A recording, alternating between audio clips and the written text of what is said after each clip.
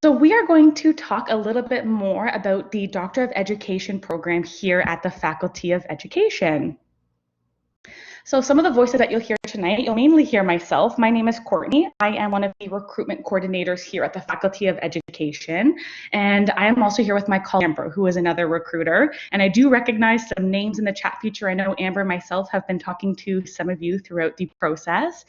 With us tonight, we also have Dr. Philippa Myers, and she is the manager of the Doctor of Education program, as well as Jane Gulf, who is one of the graduate affairs assistants. So thank you so much to Philippa and Jane for joining us this evening. They are both a wealth of knowledge about the program, and they'll be popping in throughout the presentation and answering some of your questions within the chat feature. Now, if you do need to leave, if you are having some issues and you need to pop out, or family matters, you need to leave, not to worry. We are recording this presentation, and we will be sending out the recording of the presentation along with the slide deck within 48 hours. So don't worry either about trying to write down any of the links or URLs or anything like that. You'll get sent the slide deck in order to do so. The agenda for this evening, first we're going to go over the program overview and structure, and we'll talk about the admissions requirements. We'll then also talk about the application process, which I know many of you probably have questions about. Applications are open, so we'll spend some time there. We will discuss fees and funding, and then we will have a Q&A session at the end where you can answer, or you can have your questions answered, and everybody will be able to answer those for you there. Now, I do see some of you have been using the raise your hand. I would recommend just not using that throughout the session, just because it does cause a noise throughout, but we're happy to help answer your questions in the Q&A or through the chat. So first, let's talk about the program overview and structure. So our Doctor of Education program here at the Faculty of Education is a 3-year program, and it is completed fully online.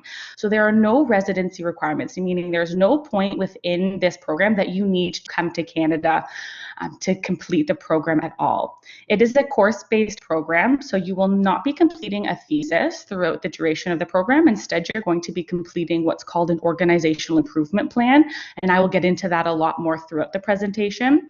And it's also a course-based program. So what that means is approximately 20 students will be admitted to each cohort, and then this cohort structure will provide ongoing support with the coursework, enabling students to develop a professional community of practice. So one of our students' favorite parts of the program, I would say, is that there is so much engagement between scholar practitioners. And what I mean by this is you come to our program as priority practitioners or educational leaders, and over the course of those 3 years and for the rest of your career, you are developing into scholars. So when you leave the EdD program with your degree, you are scholar practitioners. And those scholar practitioners are also people who you will be taught by. So these are people who have an equal amount of scholarly experience as well as practical experience. And that is why we say it is suited for working professionals, because we expect you to bring your own life and leadership experience into the leadership program. And then what's also great is that you can continue to work throughout the duration of this program. So students can expect to devote about 20 to 25 hours per week on average to the program, allowing you to continue working full time. The program operates mainly on an asynchronous model, meaning there is not a specific time or date you need to be online doing the program. Sometimes instructors will host synchronous sessions, however, typically they are recorded, but this is what allows you to kind of continue working and work at your own pace. So let's look at some very important components of our program. We'll start with the integrate theory and scholarly research into practice, the green box at the top on the left-hand side.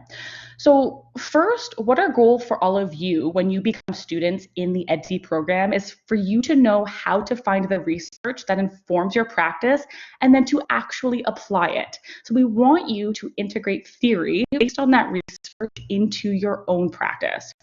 The program, as I did mention, is cohort-based, meaning you are working in collaboration with other working professionals just like you. A great aspect that I hear from some of our existing students in the EdD program is that they have an amazing time sharing their experiences, seeing the commonalities, also talk about how they've been challenged in new ways based on the literature that they've been searching. And that collaboration extends throughout the entire 3 years of the program. So when you are applying to the program, you will already come into the program, or at least we hope so, with a sense of what you would like to study. So what happens is you will be looking at certain themes that are relevant to your professional practice, and you will develop a framework to apply it to a very specific problem in your practice. And I will talk about that a little bit further into the presentation as well. You'll also engage with scholarly writing and secondary research. Now, when I say scholarly writing, here at the Faculty of Education, we mean the ABA format, and I believe it's the 6th edition. Correct me if I'm wrong, Philippa, but we use the ABA format, which may be a more formal writing style than you might be used to. And sometimes, can I jump in here? Yeah, of course. Yeah, it's APA 7 that we're into now. 7 now, okay, perfect, there we go. Yeah. So 7th edition. Sometimes people don't know what secondary research means. And what I do mean by secondary research is that you are using research that you do not conduct yourself. So you will find the research, but you will not be conducting that research, such as interviews or case studies, which is considered that primary research. You are actually applying that secondary research that has already been published, and you are using this to inform your practice. So within the program, you will address this problem in your current workplace. So it's very important when you write your application that you have a clear view of a problem within your organization that you actually have the ability to solve. So this is very important. So the program builds towards that organizational improvement plan where you have that ability to solve, or you have that agency to influence change within your organization. So as an example of this, if you are, let's say, a classroom teacher and the problem you're wanting to address is policy, that's not something you want to write about, because we know within your scope of influence, you don't have the ability to address that.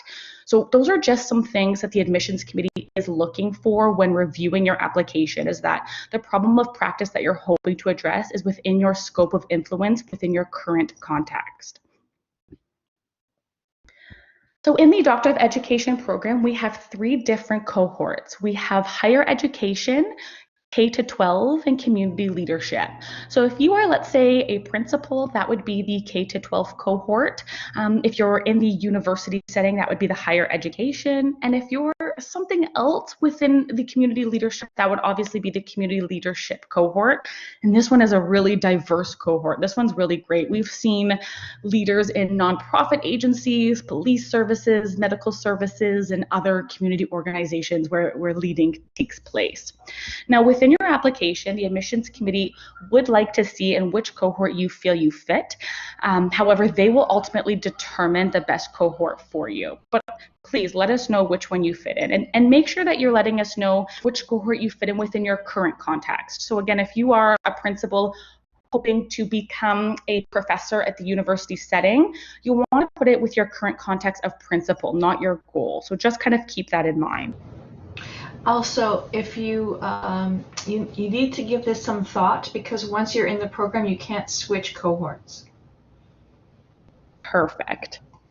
I believe, Philippa, once the admissions committee does make that decision, that can't be switched either. Like once they've put you in the particular cohort you're in, that's final. That's correct. And your letter or your email of an offer will indicate which cohort you're going to be placed in. Excellent. Okay, so we'll take a look a little bit into the timeline of your 3 years here within the EdD program.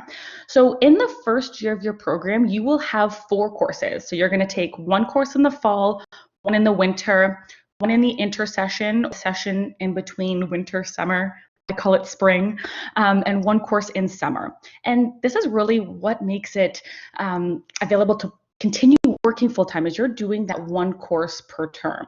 Now, in year 2, we go from 4 courses to 3 courses, and you'll see that in the summer, you have a 16-week course. And that is because you'll be writing your organizational improvement plan proposal. So you will submit that proposal in the summer and receive feedback on that. You will have to pass that before you can move on to your 3rd year, where you will write your organizational improvement plan within those first 24 weeks. Then you'll prepare and submit your OIP, or your organizational improvement plan. You'll probably hear me call it OIP because it's quite a mouthful, or OIP you might hear it called as well. You'll submit your OIP for examination. So you'll typically present your OIP to a small group of peers and facilitators who will all come prepared with questions, and then you'll have to defend it. And this is really good because it gives you some rich dialogue, and it's the last chance for feedback before you submit your OIP for final examination. And then, of course, the result of the final examination will determine whether you receive that EdD degree. So the Organizational Improvement Plan, OIP, OIP, what is this? A lot of people ask. So as I had mentioned, you're not completing a thesis within the program, you are completing this Organizational Improvement Plan. And this is where you address that authentic leadership problem of practice within your workplace, that problem of practice that you have that agency to influence change. And this OIP relies on that secondary research. And this is where candidates develop an expertise in analyzing and synthesizing theory, research, and data. So really honing in onto that scholarly aspect of the program and really getting into that research and data. But it provides opportunities for leaders in practice to engage in developing scholarly and meaningful change. Now, the goal with the EdD is to create a scholar practitioner who is informed, critical, and responsive to challenges in their professional context. On the right-hand side of that, you will see some sample OIP topics. Don't worry about trying to write that down. What I do recommend doing is taking a look at what is called our OIP repository. And this will really give you an idea of some of the past OIPs that I've written from previous EdD students or applicants in the program. And that's on our website, and we'll provide a link as well. But this is a really good spot to kind of get some juices flowing, get some ideas of what those past OIPs have really looked like. And they aren't necessarily exemplary OIPs, they are whatever has been submitted and approved. So you may find that there are varying quality in them, that there's a varying level of scholarship as the program has developed and become more robust. Okay, thank you. And we will get into the application and admissions part of the presentation. So these are the basic academic requirements that the admissions committee is looking for. They do want to see that you have a master's degree in the area of educational leadership or educational administration, and this is preferred. So if you don't have a master's degree in educational leadership, that does not mean that you would not be admitted into the program. In other areas will be considered. Now, a lot of times we see a lot of questions in our email inboxes saying, I have a master's degree in, which is in educational leadership, can I be admitted? And unfortunately, we can't answer that. The admissions committee would really need to look at your application as a whole. However, we have admitted students in the past that don't have that master's degree specifically in educational leadership. So keep that in mind. The admissions committee does also want to see that you have a minimum GPA of 3.5. I believe that equates to an 80%. They also want to see a minimum of 5 years of full-time work experience and formal or informal leadership experience in an educational setting. So they will want to see that this is clearly demonstrated in your CV and your statement of intent, that you have the formal leadership and that minimum of 5 years full-time work experience. So some key areas to consider by the admissions committee. So the admissions committee, as I said, really needs to look at your application as a whole. And they do. They look at every piece of the application in great detail. So no one piece of the application does outweigh another. They do want to see everything. The things that they are looking for is that your admissions average does meet the minimum requirements, that 3.5 GPA. They're also looking closely at that statement of intent. This is something to spend time on, to really craft and write. Your statement of intent is a 500-word document, and this is really how the admissions committee gets to know you. So the goal of this statement is to give a voice to your application and to explain why the program is a best fit for you. So you'll want to touch upon, why you're interested in the program, what you're currently doing professionally, and what you hope to achieve professionally or academically in the future. And this is also where you'll want to describe your problem of practice. Now, we say 500 words.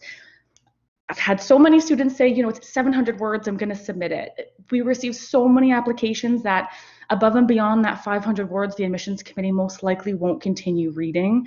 If it's 505 words, 510 words, I mean, that's okay. But if we're getting above and beyond into that 600, 700, 800 word count, they probably won't read the rest. And that is tricky. I do understand there's so much you want to say and it's only 500 words, but take your time, craft it the way you want it to sound, and make sure it's within that 500 words. And academic writing needs to be clear and concise. So this is something you need to spend time on to meet that word requirement. More is not necessarily better.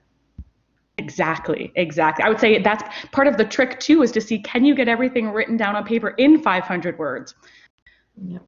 The writing sample. So writing sample is 15 to 20 pages. That is different than last year. It is 15 to 20 pages. It's not 5, it's 15, okay? So for a writing sample, we are looking for something, or the admissions committee is looking for something to show that you can write at a graduate level. So students have submitted pieces they've written in previous academic settings. You do not need to sit down and write something specifically for this program. You by all means can, but you don't have to.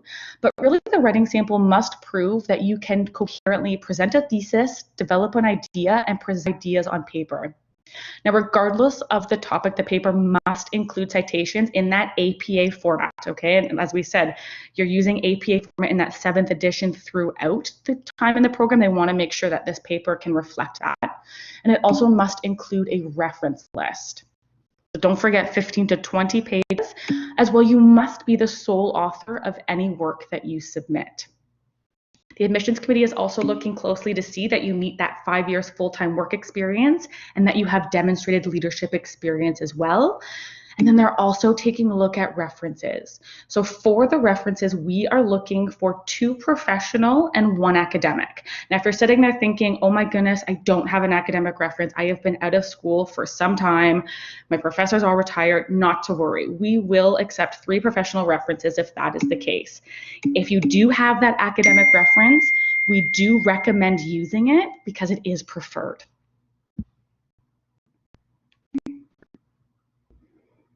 Some clarification about the writing sample. Absolutely.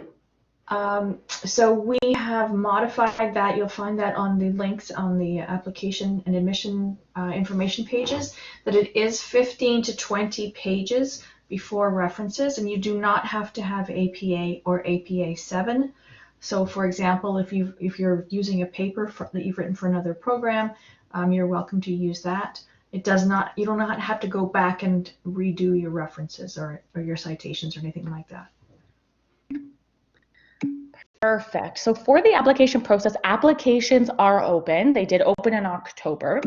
So we do have on our website what is called a how to apply page. So we do recommend taking a look at our how to apply page before you start your application and make sure that you have the appropriate documentation.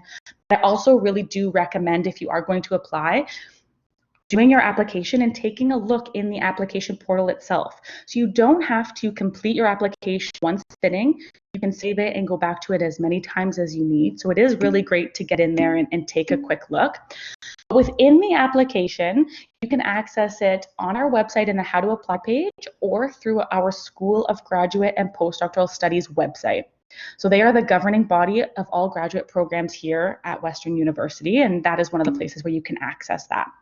Within the application, you will have to pay a $120 application fee. Now, you can pay this fee and still go back and continue with your application, update things, submit things. It doesn't mean that once you pay that fee, it's submitted, but that is required. It's for the admissions committee and to review documentation and everything behind the scenes.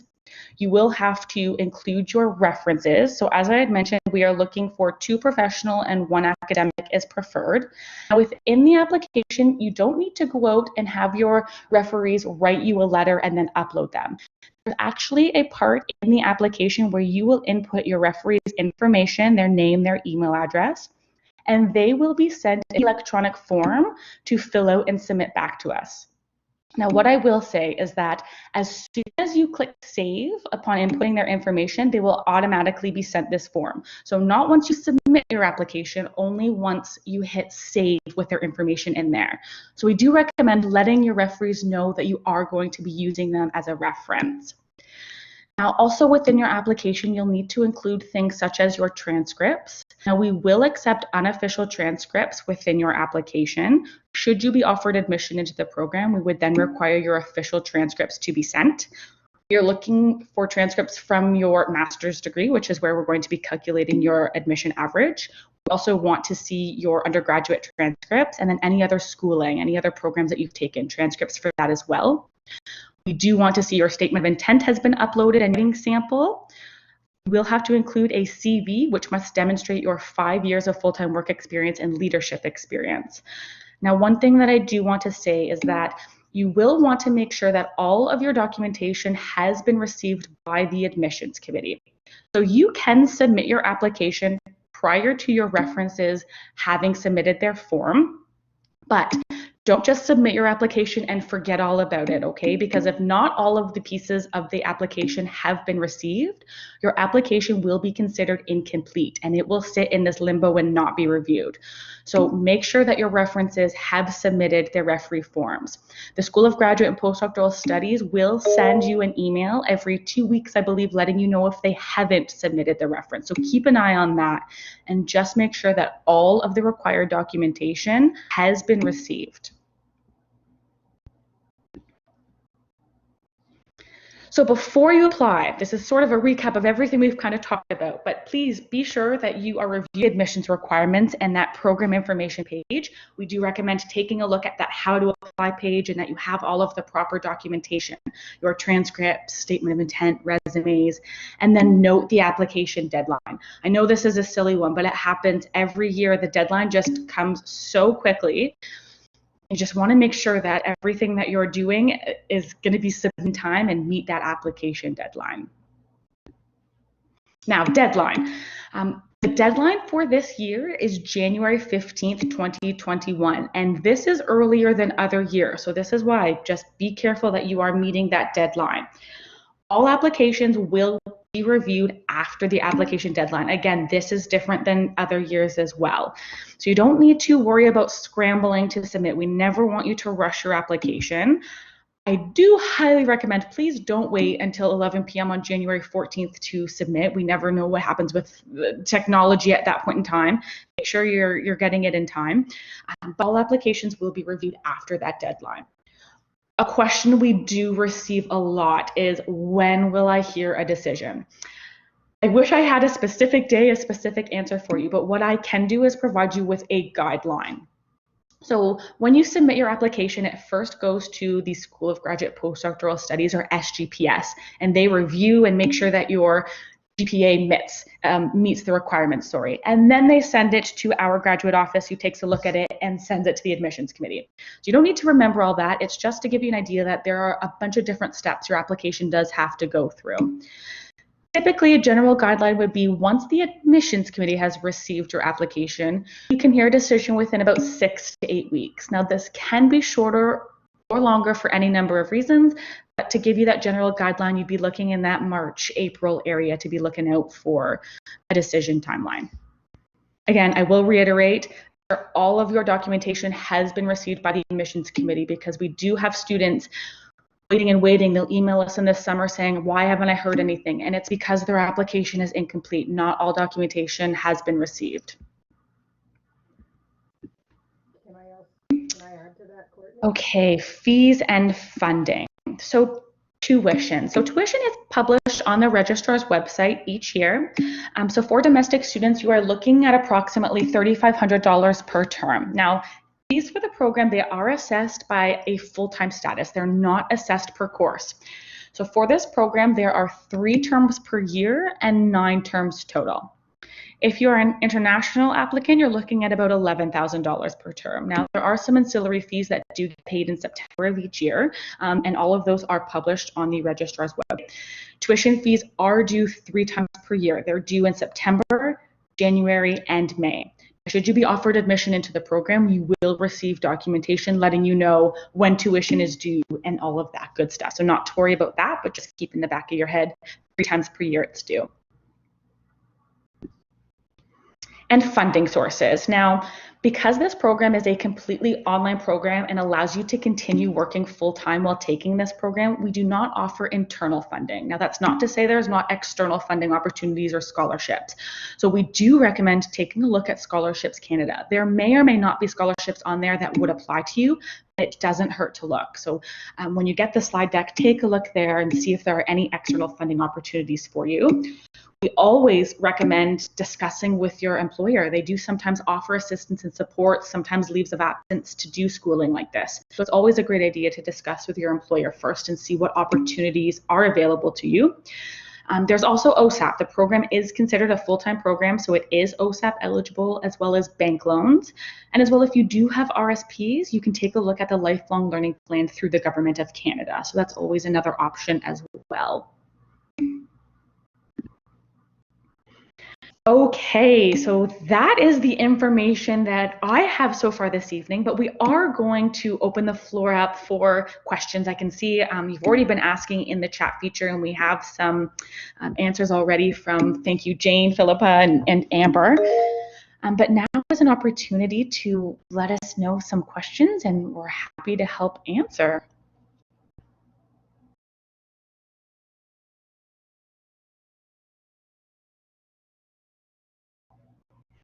So Ketsa, I can see you're raising your hand. If you wanted to actually type your question in the chat feature, that way we can help answer that for you there. Amber, one of the common questions is how many spots for the program. Do you want to address that one? So that is a great question. So we typically have a cohort of about 20, and I believe there are 3 cohorts this year. So we're looking in and around, I would say, Philippa, that 60 spot mark.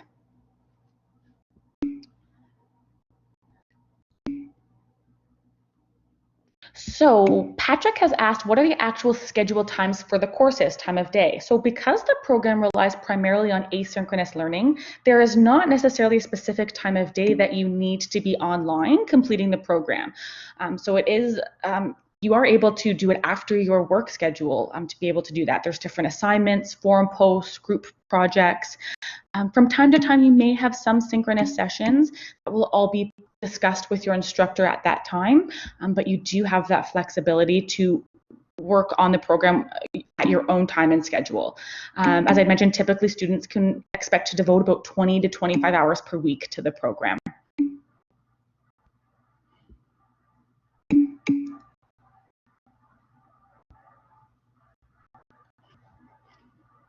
What is the admit ratio? We do get that question quite often. Applicant pools can actually change from year to year, so we don't actually have an admittance rate or a competitive rate or anything like that.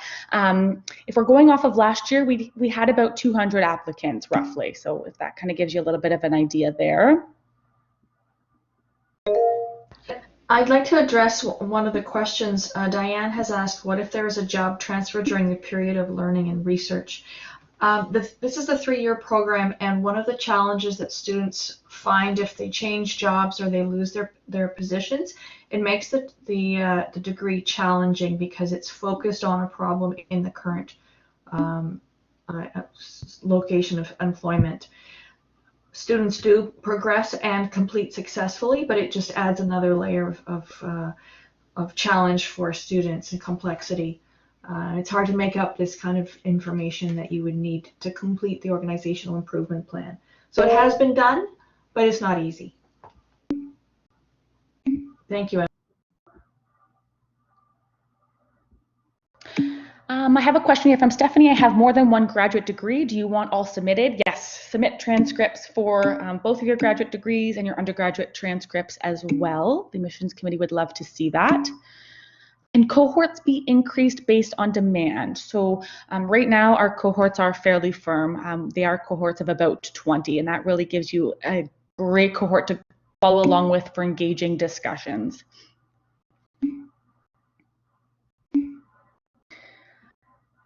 I have been out of school for many years. I do not think I'd be able to find previous academic papers, so I would be required to write a 15-page AP paper. Correct. So if you did have academic papers from past schooling, by all means you can use that. But either way, you still will have to submit a writing sample of 15 to 20 pages.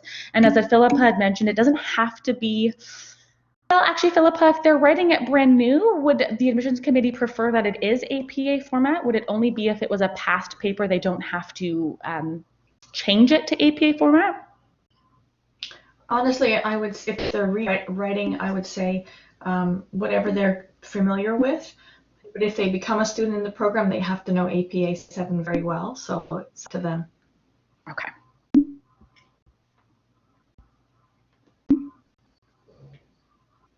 Would I need to revise my provided writing sample as it did not have the same word count at the time of my application? What I have seen is that if you have a thesis or something like that that goes well above and beyond, you can submit a chapter or two if it meets that 15 to 20 page guideline.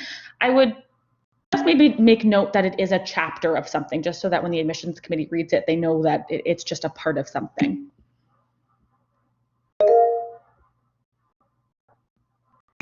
Sorry if I can see you guys are answering throughout too, so if I'm saying some that have been answered, I apologize. I'm trying to keep up here. Like us to do, Amber? Or, I'm sorry. Sorry? Courtney, what would you like us to do? I'm just kind of going through here. Actually, Philippa, this is a great question that we get. Are applicants generally evenly split, or are some cohorts more competitive? I think some cohorts are more competitive. Higher education is very competitive, and probably K-12 is the other highly competitive cohort. That's partly why we ran two cohorts of the K-12 this year, but we won't be doing that next year. Gina has asked, are all courses mandatory or are there options, and how are they generally assessed? So within this program, all courses are mandatory that are offered. We don't really have any elective courses or anything like that. And how are they assessed? Are you, sorry, Gina, are you asking about grading, how they're assessed?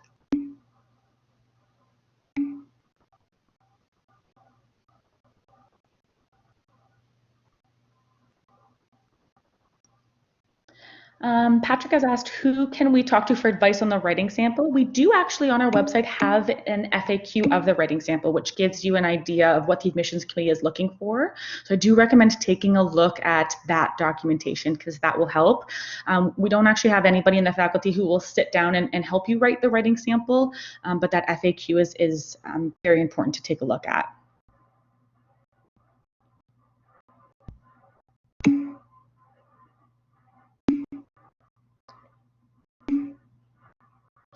Do you have students from corporate Canada, corporate educators specializing in leadership, organizational development? Is this program aligned? So in our community leadership, we do have students that have a different type of leadership experience that is not necessarily within the K-12 or higher education. We have seen students in medical, police, military, not-for-profit. So we do have students from all over. Really what they're looking for is that you have that leadership experience, that you have that agency to influence change. And within an educational type setting, where education takes place. It doesn't have to be teaching, but educational setting, because it is a program within educational leadership. Can I answer a question about leaves of absence? Absolutely. Because sometimes there's a bit of confusion about this. Every course is offered once during the year.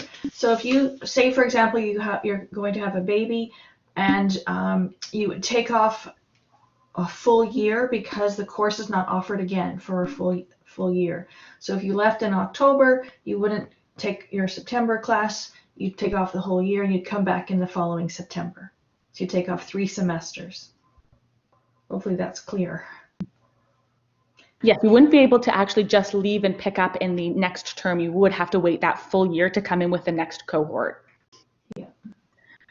Just to clarify, the references are sent a link. Yes, so as soon as you submit their name and email address, they're sent a link. How is this program different from a PhD? So the Doctor of Education program is a fully accredited doctoral program.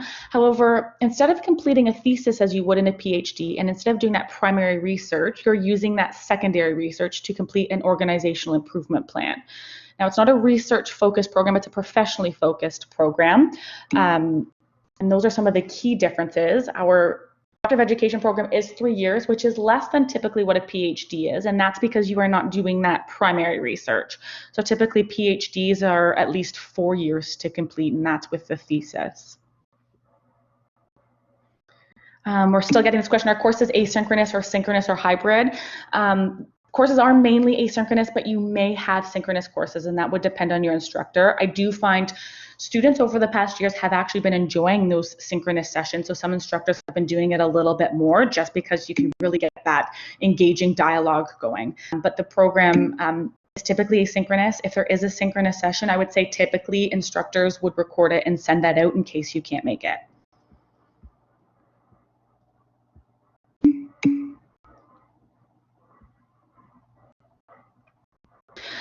What can we do if we already submitted our application and the writing sample guidelines were not the same, and I have submitted something on the guidelines of 5 to 20 pages? So this is a question we do get quite often. If you have already submitted your application and you are looking to update, whether it's the writing sample or references, you would actually have to contact the School of Graduate and Postdoctoral Studies. They're the department that receives all documentation, so you'll want to let them know your application number, your name, and what it is you're looking for, especially if you have questions about your references, if you're not sure if references had been uploaded. Unfortunately, don't have access to view that, so you would need to contact the School of Graduate and Postdoctoral Studies. And Amber, if you probably already have, but if you wouldn't mind putting their email address in the chat feature, that would be excellent. I would say any technical issues as well you have, if you do have anything technical come up, it would be the School of Graduate and Postdoctoral Studies that would be able to assist with that as well. We do get questions about that. This is a question we get quite often. Do graduates of the program have the doctor title as they would with a PhD program?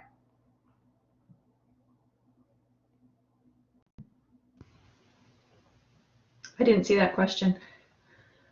So the answer is yes. Once they graduate. Yeah, you Was would. that the question? Yeah, that's a question. Perfect. We do get that one quite often. Yeah, I'm sure.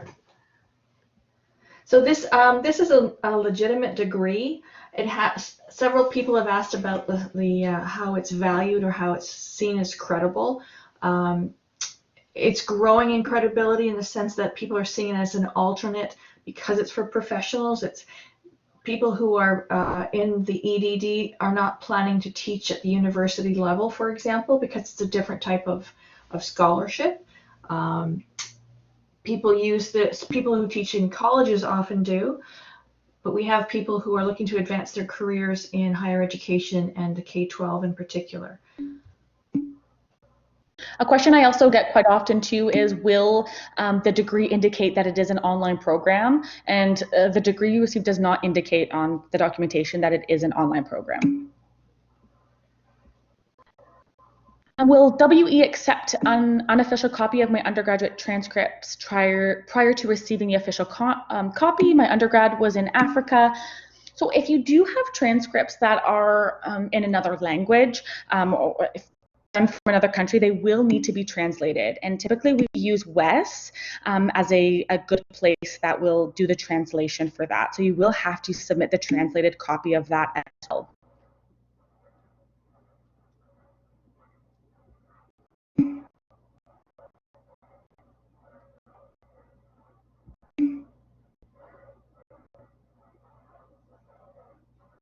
If I had applied to the program previously, will the application be looked at too, or just the recent one?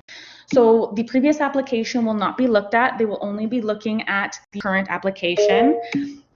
One thing I will also say is, if you accidentally apply to the wrong program, please be sure you are applying to the correct program. We can't switch that application. You have to create a new application. So make sure that when you are applying, or if you are applying, that under the academic program, you're selecting professional education, and then you will see the Doctor of Education appear. If you select education, you won't you'll see the Master of Arts, the PhD, so make sure you're selecting, the professional education in the application portal.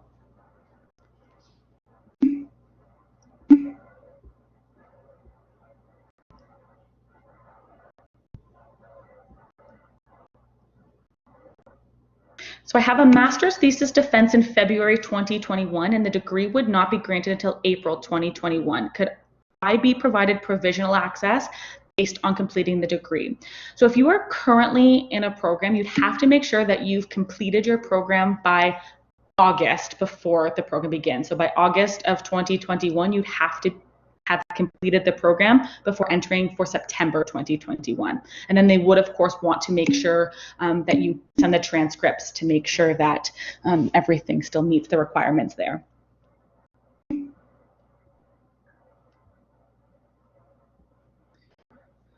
Is there a preference of qualitative versus quantitative research versus program evaluation paper versus a book chapter? So Kenny, if you're talking about the writing sample, it's not necessarily that they're preferring what your writing sample is about. They just want to make sure that you're able to write at that graduate level.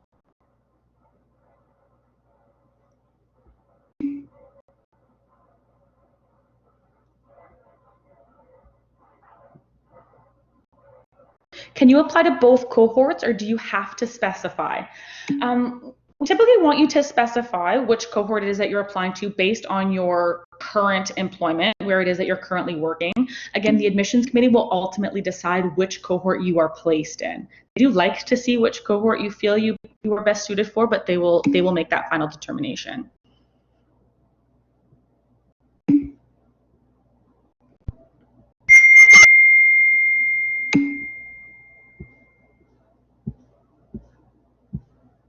Hey, did you ask me a question? I did not know. Good. I haven't been paying attention. I've been reading the text. So Holly said, are some areas of the application more heavily weighted by the admissions committee? So no, no one piece of the application outweighs another. You are looked at as an applicant in its entirety. So the admissions committee wants to see all aspects of the application. So we do get that question a lot. And just know that the admissions committee really has to do a detailed look into your application to make determination of admittance into the program. But I will say that you need to make sure that your references are solid. That might mean you have a conversation with what they would want to talk to you, or what they would want to talk about in the letters and in the references they give.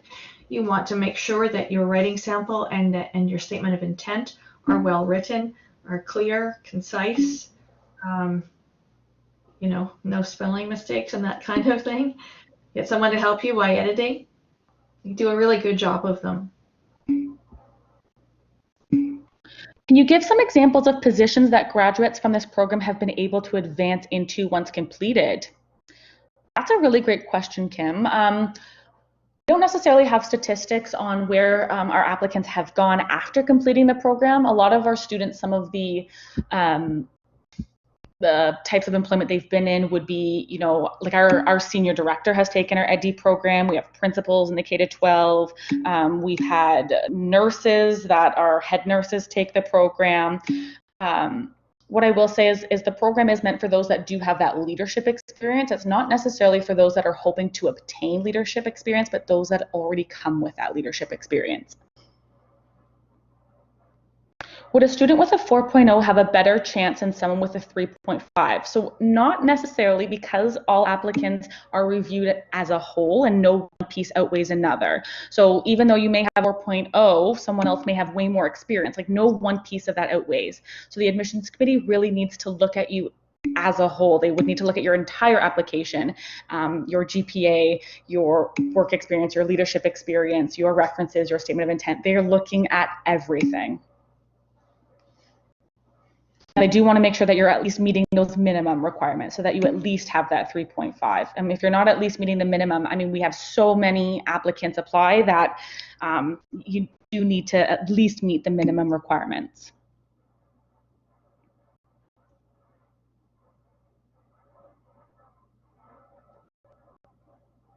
I'm going to answer a question that's being repeated. Mm-hmm. If you want to teach at university, typically you would need a PhD. So if that's your career goal, The EdD would not get you into being an educator at a university. And that's typical. I can't speak for individual universities, but this would not be the degree. So this is in the field of educational leadership as opposed to teaching.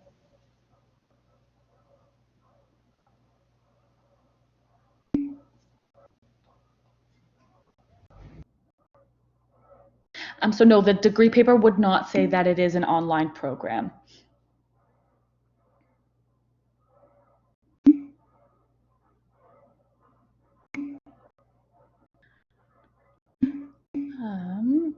Is there a page limit for your CV? I do not believe so. You can, whatever CV that you have going, there's no page limit for that. So the program is asynchronous. We did mention that quite a throughout. Let's see.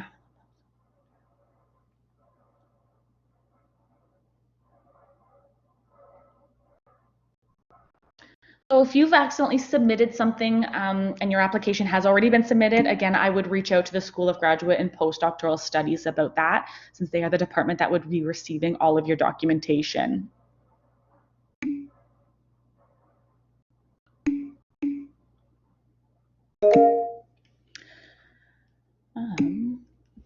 There's so many coming that I'm...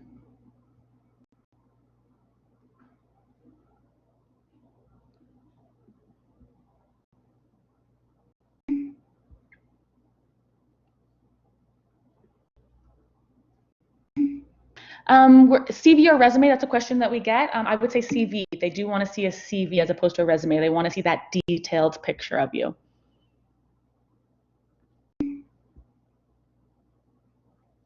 Philippa, we get this question often. Do I have to be in a current leadership position or a past leadership experience? Honestly, the completing the degree would be difficult if you are not in a current leadership position. I'm not saying you can't be, I'm just saying it would make it difficult to complete the degree. So thinking beyond the application. Do you accept students who are currently not employed? So again, that would go back to the same answer. That would be difficult to complete the program. And that's because that organizational improvement plan, which is what the program helps you build towards, is really focusing on a problem of practice in your current organization. So if you're not in that leadership role, you're not currently working, it is hard to write that organizational improvement plan. It does make it more difficult.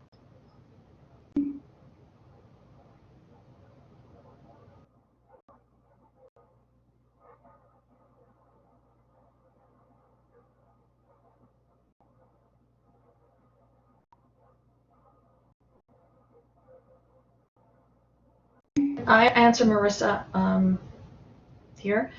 Mm-hmm. She's asking about corporate-based students, and I'm agreeing with you that strong cohort learning relies on people with similar as well as different experiences. We do have corporate students, but we don't have many. So there might be 2 or 3 in each cohort, perhaps. I would say that the community leadership cohort, there's just a variety of different students in there as well. Yeah. People from all over, in all different fields. It's kind of cool, actually. Can you submit 2 graduate level papers for the 15 to 20 pages?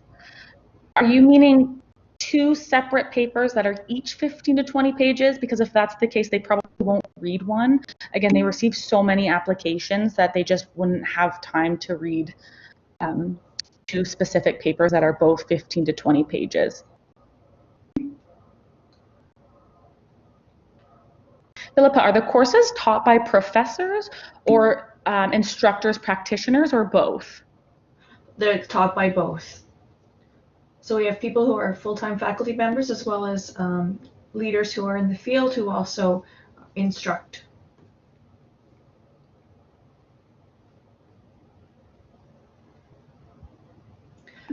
Several people have asked about submitting 2 graduate level papers for the 15 to 20 pages. The problem with submitting 2 small pages, 2 smaller or shorter papers, is that you won't show the level of development of your ideas in a shorter paper, which is why we're looking for a longer paper.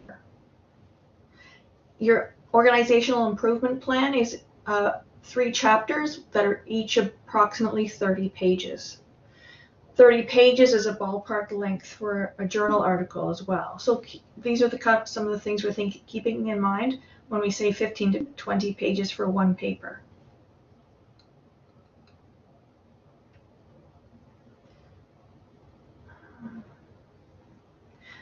Mesa's asking about the graduation rate. Do you know the numbers of that? I don't actually know the numbers. I do know that it is fairly high, that most students that do take this program do graduate. What I will say is what we hear a lot is people will take this program thinking, oh, it's an online program, it's easy. It is still a doctorate level program, so there is still tons of work involved. So don't get me wrong, you still have a lot of work that you have to do to complete a doctorate level program. I would say, just from my boss has taken this program, he's the senior director here at the faculty, and he said some students in his cohort, depending on their family situations, not necessarily that they didn't graduate, but that they maybe had to defer for a year based on that sort of stuff. But I would say that the graduation rate is still fairly high, and that most students that take the program do graduate. There just may be some extenuating circumstances where some can't.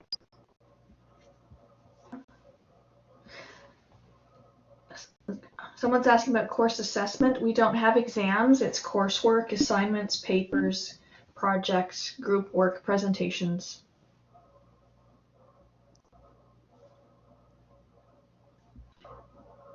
Can I answer Nicole's as well? Absolutely. Nicole, your question says, I'm hearing that the topic I choose for K-12 would need to be something that can be researched during COVID. Keep in mind you're not doing primary research, you're doing secondary research, looking at research that has already been done. So COVID shouldn't impact that, except it will change your workplace, of course. Hopefully that makes sense. Would a 3.5 out of 5 CGPA suffice for admission, or does it have to be 3.5? So we are looking for a 3.5 GPA. Now the School of Graduate and Postdoctoral Studies does the conversion rate. They have their own table, so they would actually convert the CGPA. But if you did a quick Google search to see what that 3.4 CGPA would be equal to in GPA, it'll give you a bit of an idea. SGPS would have to do that calculation. Have you had graduates from this program employed in the program as well? Oh, that's a great question. Do you know the answer to that, Philippa? I do. We actually have 2 instructors right now who are graduates of the program. We've had some in the past as well. So it depends on the need and also people's qualifications. Are textbook costs included in tuition? It would not be. Now, I don't know how many textbooks are actually needed. Philippa, do you know, is it a textbook every course? Particularly because of COVID, we're trying to keep the textbooks down because some students are having difficulty getting them because of mail delivery and things. But there are textbooks that are required in every course. Usually there's not like a whole armload of them, but there are a few. People refer to them throughout their studies as well. It's not like it's a one-off. So I do have a question. Leadership is a rather broad term. One can be a leader even though they aren't a manager, correct? Do you simply need to be able to influence change? You don't necessarily need to be a manager of somebody, but of course you do have to have that ability to influence that change. You do have to have agency for change.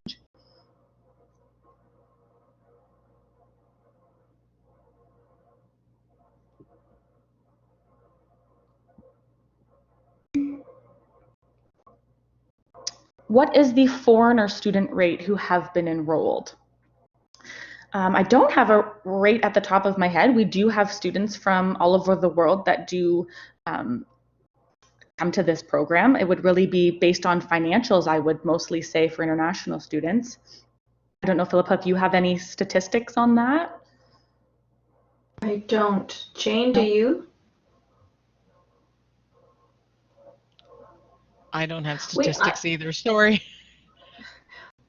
We've had 2 or 3 with every, say half a dozen at the most for every year.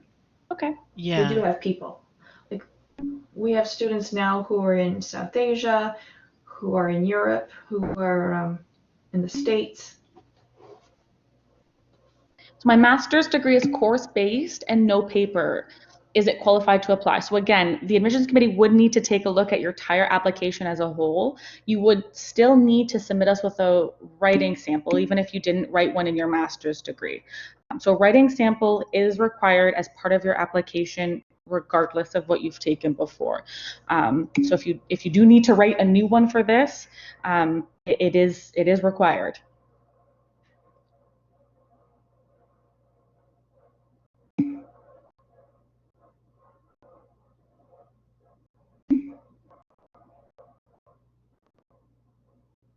So our online learning platform answered is OWL. So actually this Collaborate EU is part of OWL. This is part of the online learning platform. So you would be using this particular board a lot when doing your program in the EdD.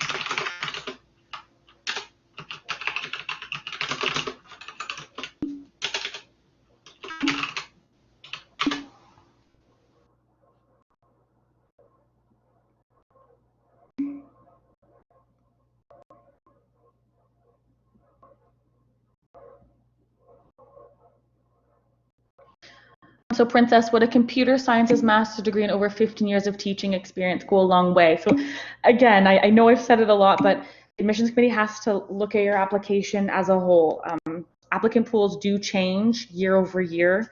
So there's no statistic on what makes a competitive applicant one year versus another. It's all based on applicant pools, and your application would need to be reviewed in detail.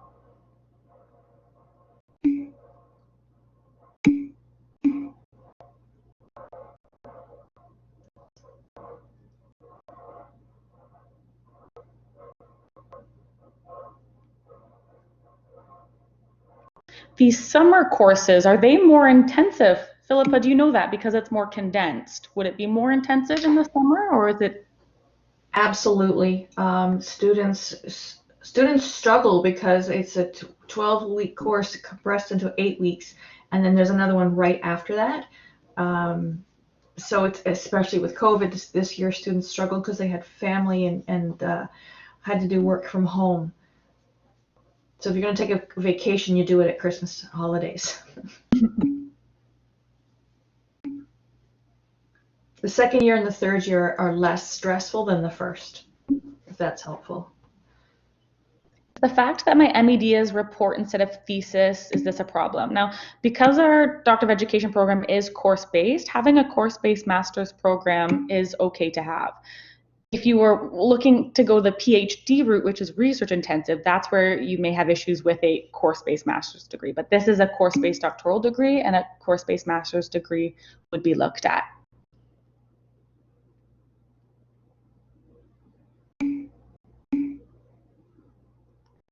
Unfortunately, we don't have anybody that can provide advice on the statement of intent, and that's just because each individual person writes it their own way. It's your voice, and it's how the admissions committee really gets to know you. We can give the general guidelines of what to touch upon. I believe there's 5 questions within the application portal that it asks you to touch upon, and those are great points if you did want to go that route, but it is really how you want to write it. As long as it's within that 500 word limit, you can write it however you wish. And it's also the quality of the writing. And typically if your writing is well done, your ideas come across clearly, and that sometimes that's more important than someone who has great ideas but don't express them well. So if you have someone who's good at editing, or someone you can read it to, if you're in a university, for example, you have a writing center like we do at Western, there's many different ways to get support to write it. And spend time on it. Yes, that's a big one. Spend time on it for sure. Does the letter of intent need to be in Word format or PDF? Do you know, Philippa, do they have a preference, or there's no preference to that when they upload? I'm not actually sure. It might convert to a PDF. I don't know. Yeah, I don't know. Can I answer Linda's? Oh, yeah, go ahead. So it's not a letter, Linda. It's a statement. So don't write it as a letter. I've taken that out this year because it takes up so much space and so many words. All right, well, it is 6 o'clock, so we have spent the hour. If your questions didn't get answered, I know there was a lot in there, we did our best, but please send us an email. We're happy to help. I want to say thank you to everybody for taking the time this evening to join us and learn a little bit more about the program. Thank you to Philippa and Jane for joining us as well. Really appreciate it. And I hope everybody enjoys their evening and you're all staying safe.